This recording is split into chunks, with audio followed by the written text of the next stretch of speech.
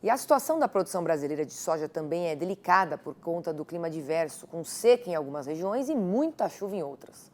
De acordo com um relatório divulgado nesta semana pela Redpoint Global Markets, existe previsão de queda na próxima revisão de safra feita pela consultoria. E para entender melhor o cenário e dos preços, eu vou conversar agora com Pedro Schick, que é analista de grãos e oleaginosas da Redpoint. Boa tarde, Pedro. Bem-vindo aqui ao Mercado e Companhia. Boa tarde a todos, muito obrigado por me receberem. Pedro, qual que é a expectativa em relação à safra de soja 23-24, considerando todos os desafios climáticos que a gente enfrentou, que não foram poucos, né? Você acha que a gente tem chance de recuperar os números de produção agora com o retorno da umidade? Olha,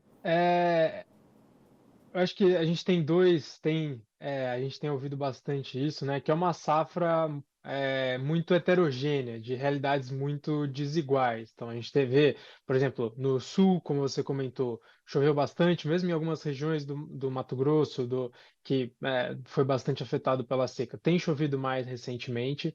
O que a gente espera hoje de forma geral e pelos números que a gente tem visto preliminares, tanto de NDVI quanto de precipitação, temperatura ao longo de dezembro. A gente espera um novo corte. Nosso número atual, oficial, é estimado aí na primeira metade desse mês agora, era ali na casa de 160. Hoje, eu acredito que talvez a gente ainda não rodou os modelos,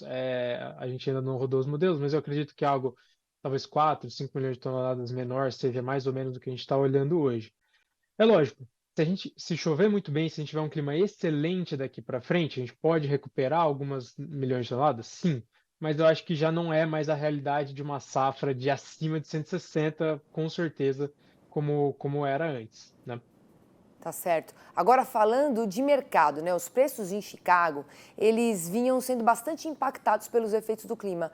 Mas agora, né, o que a gente observa é um momento de baixa nas cotações. Dá para a gente associar a volta da umidade no Brasil Central com essa baixa nas cotações? Que outros fatores você enxerga nesse cenário? E quais as tendências no curto prazo? Perfeito. Eu acho que a gente viu, né? Tô até olhando aqui para os preços do meu lado. A gente viu ali por volta entre outubro e novembro, os preços da soja em Chicago é, fazendo um rally bem forte, chegando a bater ali a soja março nos 1.400 centavos por bushel. Muito disso puxado por aquela seca inicial muito intensa no Brasil.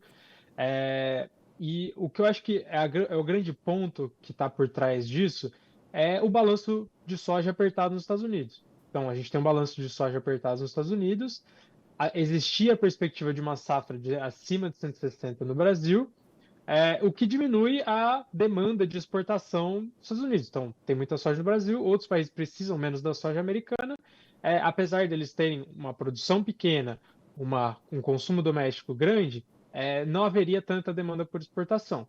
A partir do momento em que as estimativas para a nossa safra aqui começam a cair, isso muda um pouco de figura.